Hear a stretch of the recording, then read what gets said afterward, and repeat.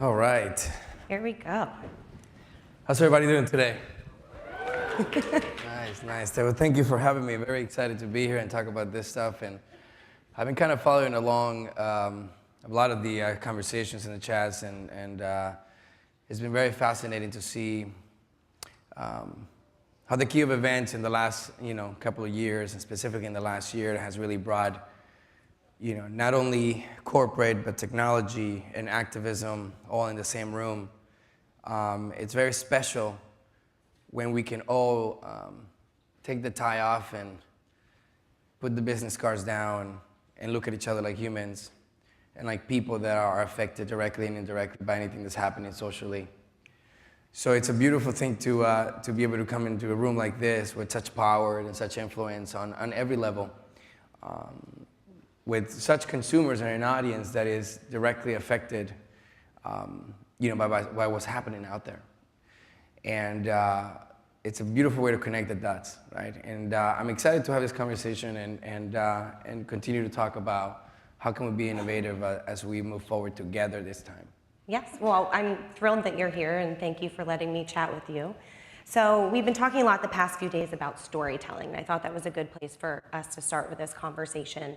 As Mel referenced, we know you as an actor, but people might not be as aware of your work as an activist. You won the ALMA Award for Outstanding Social Activist. If you can just talk a little bit about what has made you a passionate activist, and what are some of the things that you're interested in? Sure. I aside from my immigrant story, which I'm sure we'll dive in a little bit more later, but back in 2005, I had released a movie. I'd worked in the movie in 2004, a movie called Fast Food Nation. I don't know if you guys ever seen Fast Food Nation by Richard Linklater. Thank you. And that movie, we had the privilege of going to the Cannes Film Festival and dramatic competition, and I was able to start up with some of my heroes and some incredible actors in it. But it was a subject matter that was so raw and so real that in that moment of my career where I was trying to find who I was and what my role really was, it really changed me. The movie, I was playing an undocumented worker that with his wife and his wife's sister crosses the border and takes what's rated as one of the most dangerous jobs in America, which is a job at a slaughterhouse. And it's a job that you could do an entire panel on on the subject itself and the actual and what happens in such slaughterhouses, but specifically with workers and the way they're treated and how they're disposable labor, that they get worked 19 hours, and as soon as they break, they bring a new batch in. I mean, it's something that happens on such a high level that that was mind-blowing. And playing this character and having to put aside all of anything that be comedic, anything to be dramatic, anything to be theatrical, and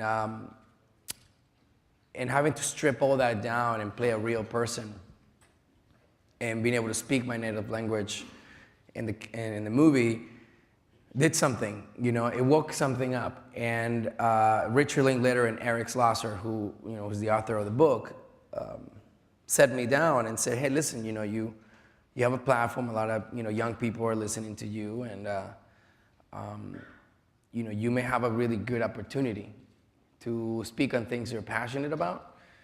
And at that time, you told an actor that they will get lynched in Hollywood, right? I mean, you try to talk about something that matters in Hollywood, and people will be like, "Oh, you're an actor." What do actors know about social awareness and social impact? What is an actor? You're an actor. As if we were this make-believe human being that just does characters on film and television, and that were not affected by the human issues or didn't have a story themselves. So he put me in front of Congress to talk about the undocumented workers, and talk back in 2005, and talk about what they go through, and raise awareness with congressmen and women in Washington to have them be highlighted a little bit. And something happened inside of me. My heart, something made me very happy. That I was able to speak on behalf of people that couldn't, and therefore anything I did in my career after 2005, 2006 was all about what am I playing, what am I saying with this movie, what is this character, is it authentic to my culture, does it bring us up as a community, and I took a long break from television and film. I took a long break for like 5 or almost 6 years because those characters that I wanted to play were not being developed and were not being produced. There was very little representation for minorities on the mainstream, specifically on leading and supporting characters. So I took a long break because they wanted me to play the same thing.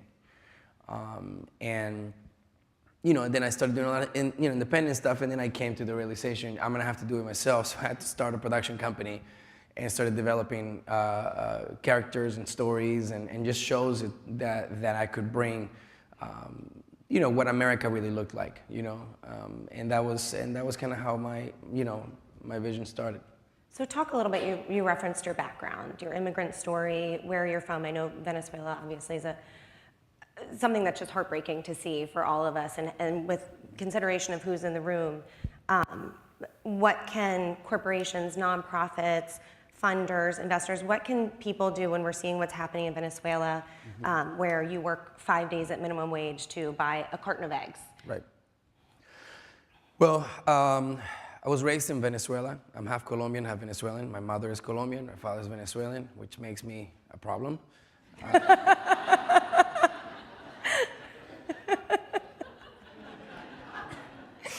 But I was raised in Venezuela, and I was able, we left Venezuela back in '93. Maybe a year, 2 years before that year, Hugo Chavez had attempt at a coup, and didn't succeed. My father saw that as a terrible sign for international affairs and things like that. I don't know how my dad saw this coming, but he said, we need to go. So we sold everything we had and we came back to the United States, to come back for the land of the opportunity, just come for the American dream. And when I look at what's happening in Venezuela and how politically and economically just completely broke. I mean, completely deteriorated. A country that is probably still the #1 reserve oil in the world, if not the #2, #1 reserve oil in the world. A country that has so much wealth and natural resources and can't necessarily even cultivate their own land to feed their own people. You wonder, how did they get there? Who took power that let this happen? And how did they just nosedive that quick? So, when I look at what's happening in Venezuela and I look at what slowly is evolving here in the United States, none of us are immune to this. None of us can look at what's happening to our near countries and say that it couldn't happen here. So when you ask, what can corporations, and from the comfort of, the not only just regulations, but I think about, just kind of when you think about the big scope of things and how wide your consumer range is, I think it's simple. Your contribution is simple. Contribute in storytelling. I think storytelling is so much more effective than going after a politician or going after a party or supporting a certain individual. I think when I look at what Hollywood has done, Hollywood is done some things that I think have been really influential. I think some things have definitely not necessarily done what they're supposed to, but I look at what we can all do in this room, from technology to the corporate support, and I think it's about storytelling. It's about retelling our stories. It's about supporting the people that are your consumers, about saying, who is your consumer? What is the story that hasn't been told that affects them directly? And how can you be part of their household? How can you be part of their family by being an extension of who they are through your innovation and through your, through your companies? To me, that's the simple way to do it. Really research who's your consumer and what are they being affected by. Because human issues are not political issues. Political issues are human issues. Because anything that happens in the politics affects us directly as human beings. Human issues are an emotional roller coaster that either a community or an individual embarks in. And whatever you can support that individual, you'll be on the right side of history regardless. I've founded a number of organizations, and I'm the board director of a number of organizations, and what we have found in our journey in the last 14 years of activism is that sometimes you have to be a little fearless. Sometimes you have to get a little dirty, and sometimes you have to roll up your sleeves and get in the fight. And if you can speak about the people that are in pain, the people that are affected, you're not going to be looked at as someone like, whoa, look at that company. If anything, you're going to be looked at as a people's champ, someone that stood up to the tyranny of whatever else you image of tyranny is. But I look at an opportunity to stand up for the people that can't, and we all have the ability to do that from the comfort of where we sit. So I think in that way, I feel like that's one thing. I'm in my production company. We do a number of figuring that out. How do we come together with a company, and we look at what their strengths are and who they're appealing to, and how can they actually be more organically rooted into that audience, and how can we create storytelling and content that creates conversation, but doesn't divide, that welcomes. That invites people to the party, and in that party, you let them talk it out, right? Because it's not about swaying one way or another. It's about facilitating a stage for the conversation. And none of us, unfortunately, have been given an opportunity to say, how do we do that? How do we do that as a company? How do we facilitate? And it's about creating a very nonpartisan stage where you empower the people that are fighting the fight to have that conversation. I think that's the most simple way you can think about it. So talk about Harness. That's a perfect segue to what you're doing with Harness, with storytelling, inclusive storytelling, bringing people in the audience. Just explain to everyone what you're doing with Harness. So America Ferrera, Ryan Pierce Williams, and I, shortly after the election, we realized that what that meant was that some of our most vulnerable communities were going to be under some kind of pressure, and they were going to be feeling some kind of way. So we decided to have a meeting at my house, and we came together and we invited all of our fellow activists and fellow actors and directors who have passion for storytelling. And we came together in my living room and we said, hey man, how are you feeling? How are you feeling? And we just wanted to be in community. If anybody remembers that time, that we all experienced, I think that we kind of just didn't want to be alone. And so we invited like 65, 70 of our incredible, and super, super smart friends. And we sat down in the living room, and I had, people from Dolores Huertas to, some amazing, incredible activists, and some amazing producers and directors and actors. And we just had a simple conversation about how was everyone feeling, and we went around the room and everyone shared. And then when the activists share, they share not only their pain, but their struggle and their obstacle. And fairly quickly in the room, we realized that we all had strengths to their weaknesses, and they had strengths to our weaknesses. And we realized that the more we talked that evening, we needed a bigger stage for us to have that conversation that sometimes is a little uncomfortable, right? Like sometimes these things are a little uncomfortable to talk about. It's easier to not talk about these or address them with your family. But these uncomfortable conversations are the ones that actually last you forever and that actually help your family grow and your community thrive. You have to have the uncomfortable conversation. Mm-hmm. So in the room, we had the founders of the Black Lives Matter movement, the LGBTQA community. We had the Native American represented. We have climate control. We have undocumented. We had, we had a Muslim community. And we had the leaders of those movements and those communities come in and share what are their struggles, what are their, what are their weaknesses at this point, and how effective have they been in their own perspective 5. And what we found out? We found out that everyone was struggling from the same thing because every movement was segregated from one another. And every movement was left to be fought, to fight on their own, to stand up on their own. And we realized that we had way more things in common than everybody else had. That we had way more things in common when it came to our strengths and weaknesses. And it turns out that the Black Lives Matter movement or the Women's March, they were very effective about mobilizing.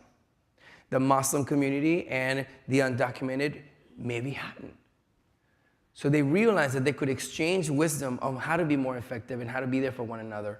And that was a magical thing in the room. I mean, we founded this thing called Harness, where we basically facilitate a stage for that conversation to be had, for people to be vulnerable and to be able to just share what they're going through in this moment, and not feel alone in the fight, and not feel alone as you defend your own community, no matter how small or how big your community is, that you felt in community, and that you felt supported.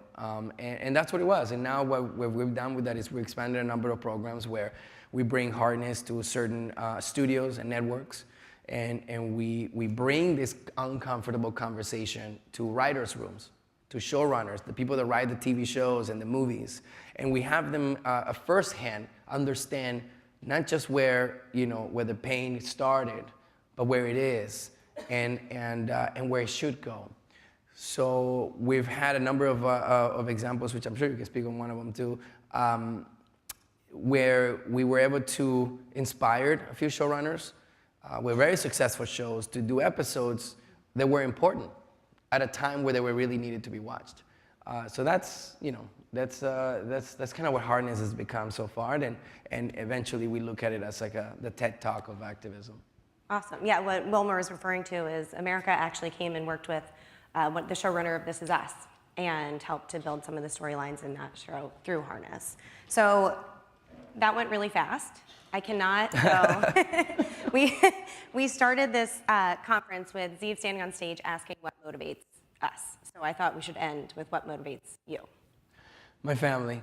My parents made every sacrifice possible you could think of for us to just have the education that, I quote, my dad said, they never had. I was the first one to speak English in my family. And seeing my parents struggle, and 10-second story, basically I remember walking a couple of miles with my mother to the 99-cent store, and I would see that every couple of blocks we would put the grocery bags down, and we would rest a little bit and then pick them up and continue to walk, and then I noticed that my mom's hands were getting really red as we got closer to the house. And then I remember one of those trips, I looked at my mother and I said, "Mommy, don't worry, because one day we're gonna drive." And one day we did. That is what drives me. This is why this is the greatest country in the world, because we have the facility to, we have the opportunity to look at each other and say, it's gonna happen, and it does. And all you have to do is do the work. All you have to do is get up in the morning 10 minutes before everybody else and keep swinging and swing hard. and it happens.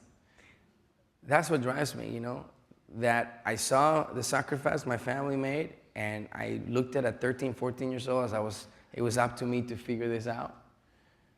And one day I drove my mom not to the 99-cent stores, but to Ralph's.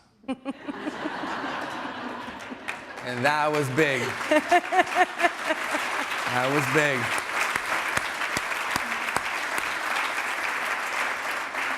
Well, thank you so very much for being here. It's just such a pleasure to have you. Thank you. Thank you for the words. Yes, I'm sure everyone will want to talk to you afterwards. So. And thank you, thank you guys for listening and for indulging the time. I hope that whatever I said here maybe triggered some kind of emotion, and hopefully, maybe spark some kind of roadmap and getting a little bit more involved. And I'm certainly all ears when it comes to how to integrate. Our organizations are partners to you guys if you guys need them to.